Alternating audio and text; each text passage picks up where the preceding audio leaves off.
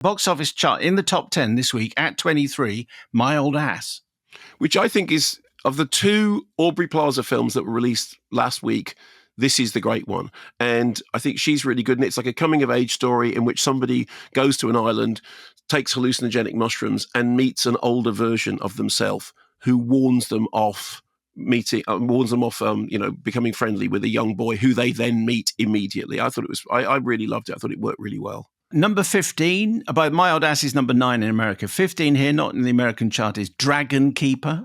Which I thought was kind of fun, looked good, nice animation. There was one of the voiceovers is Bill Nighy, and I spent the whole film, having not looked at the credits at the beginning, thinking, who on earth is that voice? Of course, that's Bill Nighy. But I thought it was actually rather well done. Number 10 is Never Let Go, number 8 in America. Eerie, atmospheric horror film starring Halle Berry, in which it's a family in a woodland, and they can go out of the house that they're in, but they must never let go of the rope that connects them to the house, because if they do, then the evil that is in the woods may get them. And does it get them?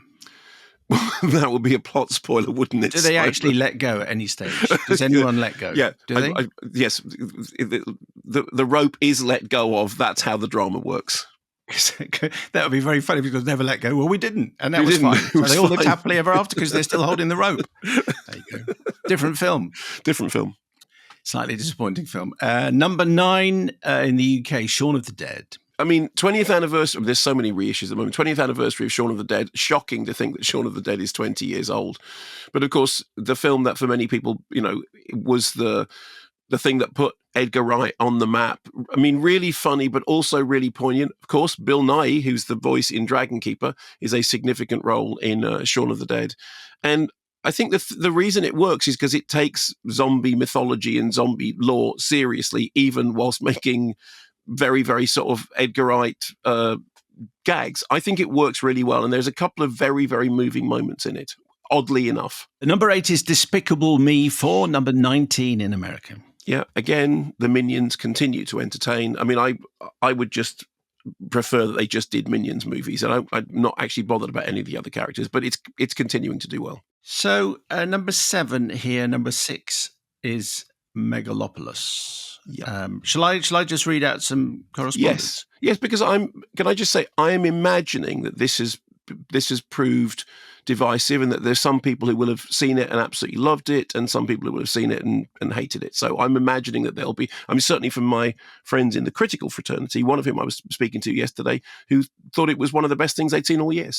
So Doug goes first. Mark and Sam, big fan of the show, but I must write in to say I thoroughly disagree with Mark's assessment of Francis Ford Coppola's fable Megalopolis. There's something about this email. It's not that it's badly written, which is not. It's very well written. It feels as, I don't know about Doug. There's no details here. I just wonder if Doug works for the PR company. But anyway, so see if you get the same groove. Okay. Megalopolis is truly a film that everyone who cares about film must see. With the 85-year-old Coppola, late style has never been so stylish. The film is a wistful journey to the fantastical, yet says more about modern society than any other film currently in cinema. It has 1,000 memorable images and lines which have been burnt into my mind since I watched it on Friday. Wow. But beyond the immediate joy from its inventiveness and humour, I laughed more watching this than any other film this year. There is also a message that is worth passing. Francis has merged the works of Ayn Rand and David Graeber, who I looked up is an anarchist, activist and anthropologist, into an explosive political message and combined it with his own Me Too paranoia. I won't pretend to agree with this message or even think it fully works. However, it is an authentic and interesting polemic. At a time when so many films present simplistic and safe pandering as some sort of social satire, I'm looking at the substance. This nuance, this ambition, this cinematic adventure must surely be celebrated. Thanks and best of luck with the show. Okay, well, thanks for the email, and very well written. I think that is a genuine email. That does sound like somebody who's actually a fan writing and defending the film, and good. Thank you very much. I disagree with pretty much everything that you said, but you said it very eloquently. I mean, I think The Substance is a much more adventurous and subversive film. I think the problem with Megalopolis, quite apart from the fact that I think it's incredibly badly made and it's a bloated vanity project, is I think it doesn't say anything of any interest. I think it's got an incredibly retrograde view. I think its worldview infantile. But this does demonstrate once again that the great joy of cinema is that people take different things. The person I was talking to yesterday was somebody who said they absolutely loved Megalopolis, but they would have hated to have had to review it. And I said, why? And they said, because if they had to review it, they would have had to say, it is objectively bad, but they had enjoyed it and laughed all the way through. And one of the things that we came down to discussing was, were you laughing at it or with it? And they didn't. I mean, I didn't laugh at all. And I'll refer back to me and Kim Newman laughing our heads off during Hudson Hawk, which I think was meant to be funny anyway, as opposed to I think Megalopolis isn't. I mean, I think Megalopolis is very, very humorless and thudding. But thank you for the email. And obviously, you're not alone. There are people, as you know, if you've seen the posters, the film has its defenders. I think they're completely off beam, but that's the great joy of cinema. Barney says, after Silence, The Man Who Killed Don Quixote, Ferrari, and now Megalopolis, someone should let Adam Driver know he doesn't have to star in legendary directors' long-gestating passion projects. Grant P., Colonial Commoner, Adelaide, Australia. As a rule, I don't walk out of poor films before they're finished. But at the 1.5 hour mark of Megalopolis, I was so bored, I started contemplating all of my life's choices, including why I don't walk out of poor films before they are finished. The answer was that they had usually shown, however small, some redeeming feature or hope that the film could still pull together something worthwhile together, and I would regret not knowing when it did. I left 5 minutes later. As if to prove my point, since I have left, I have not contemplated how the film ended. Perhaps this is because, to me, it never really began and seemed more a series of outtakes from some strange, star-powered student film arranged in no discernible order. If a script was written, it seemed to be by AI, having been fed some fairly disparate references and poor dialogue. I can only hope it ended with Francis Ford Coppola, a man who has made some of the greatest films ever put to celluloid, stumbling onto screen, removing his head from his own behind after realizing what an ego trip he's just made, and pronouncing to camera, "Oh, the folly of man," in a sorrowful tone before bowing his head as the screen fades to black. I've heard Francis talk about the themes of the film in the press succinctly and with brevity. I only wish he could have converted these qualities to the film. In a side note, if I hadn't left when I did, I wouldn't have seen the $20 note blowing across the pavement in my direction, which was more than I'd paid for the film, so I guess I have the film to thank for something. Tickety-tonk and down with studio interference, but maybe not all of it, which is an interesting point, Grant. In fact, that's what we were talking about last week, how, sometimes the man, the money man over your shoulder is saying, don't do that for very good reasons. Well, I mean, the problem with Megalopolis, it's not. I mean, it is an untrammeled vanity project. It is something in which Francis Ford Coppola has put his own money into it, and therefore he can do whatever he wants. And hooray! But sometimes whatever a director wants is not the best thing. Now, I think that the fact that if he's made the film his way, I remember William Friedkin once said to me, and we'd had a disagreement about something that I'd done, and Billy had a habit of if you did something he didn't like, he told you that he didn't like it, and he tore me off a strip about something, but then at the end of it he said, "But you know what? If it's the way you wanted it to be, then fine. Don't listen to what I'm saying. Go your own way." And if the film is what Coppola wanted the film to be, then hooray. I just don't think it's any good. Yeah, the other thing which we've talked about a bit before is if you look at Monty Python's Meaning of Life, where they had absolutely clearly loads of money to spend, and compare it with Monty Python and the Holy Grail, where they had hardly any money to spend. I think everyone knows which was the successful, which was the more successful and funnier film. Before we're done on this, Merrick Angle, which is a fantastic name. Merrick, you should be an actor. Maybe you are. Gents, today was my day off, so I thought I'd mosey on round to the local art house flea pit and take in Megalopolis. On the walk there, I looked down at my phone and saw your podcast with the title, The Cinematic Equivalent of Toothache, which is a quote from you from last week. Yes. Oh, I thought, and girded my loins for a real stinker. I was not disappointed. Loud, flabby, and having the visual style somewhere between Dick Tracy and a mural in a bad Italian restaurant. Bored witless, I decided to have a little sleep. I woke and realized absolutely nothing had happened. Absolutely nothing.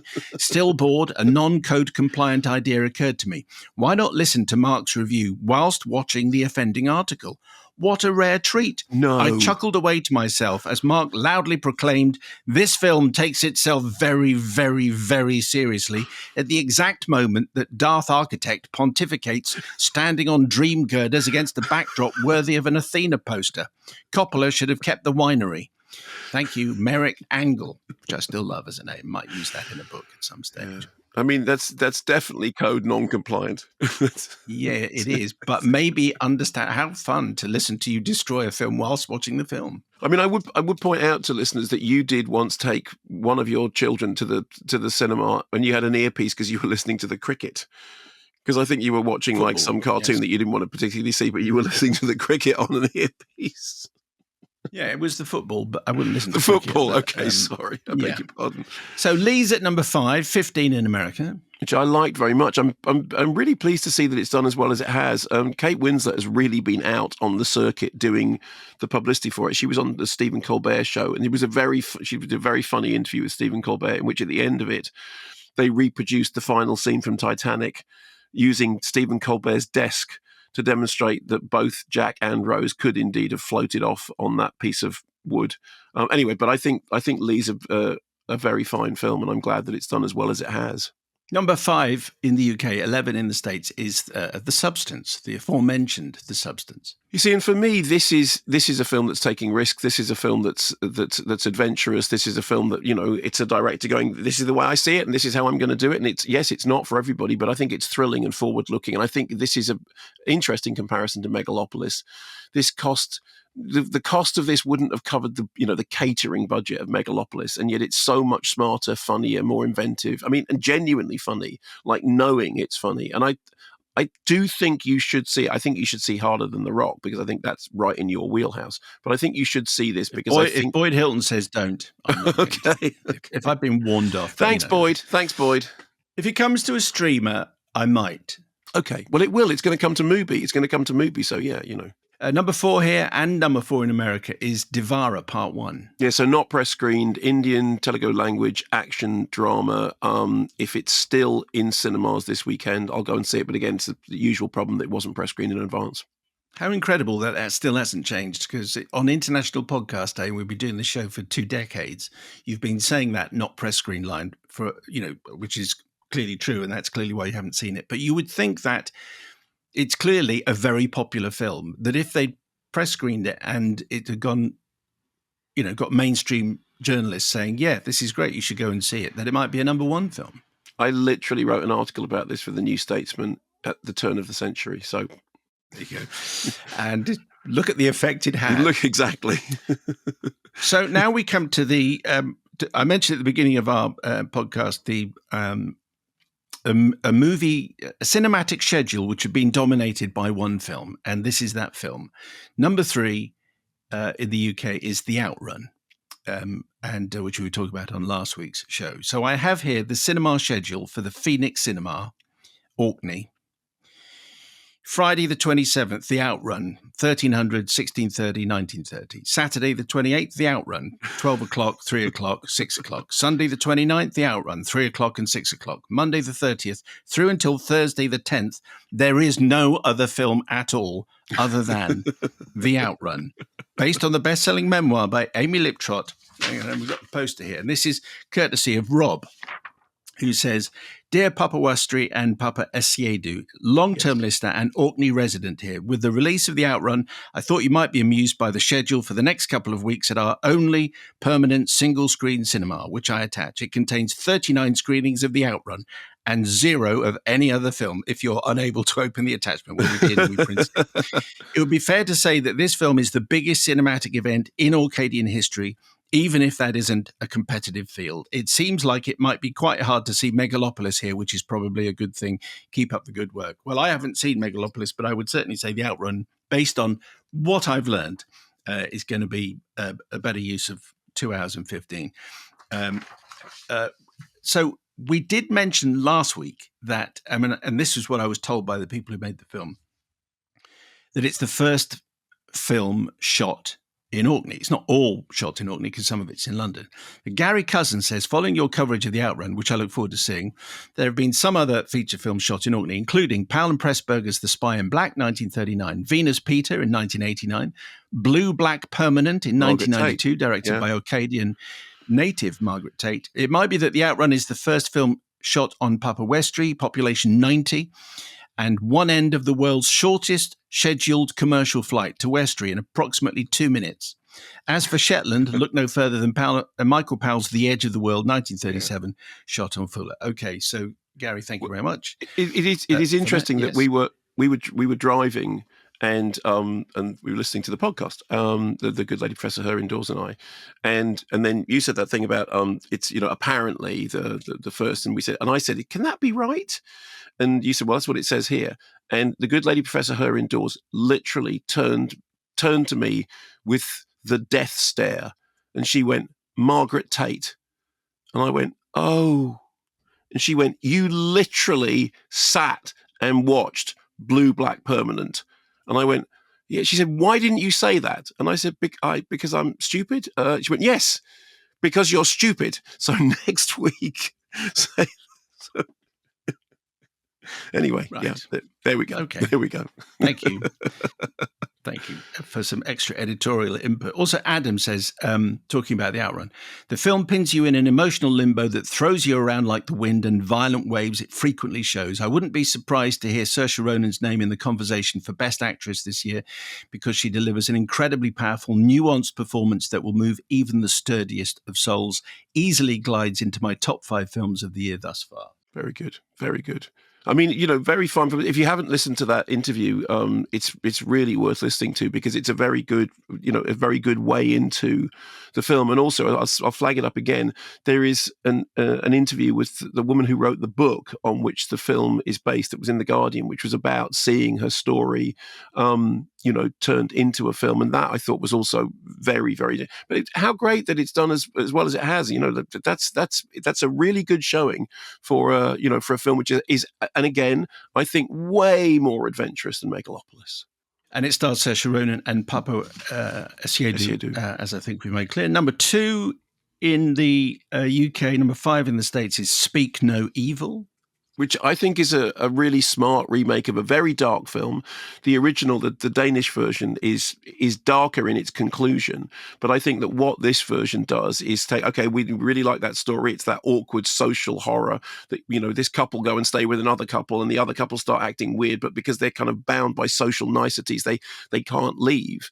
And then things start to turn very, very bad. And then it has this whole third act, which is in many ways is kind of flagged up at the beginning about, you must come to the West Country. And as soon as anybody says that, you start thinking Straw Dogs. And then you get to the end of the film. And I thought it was really well done. I thought it was a really smart kind of new take on a very, very dark original.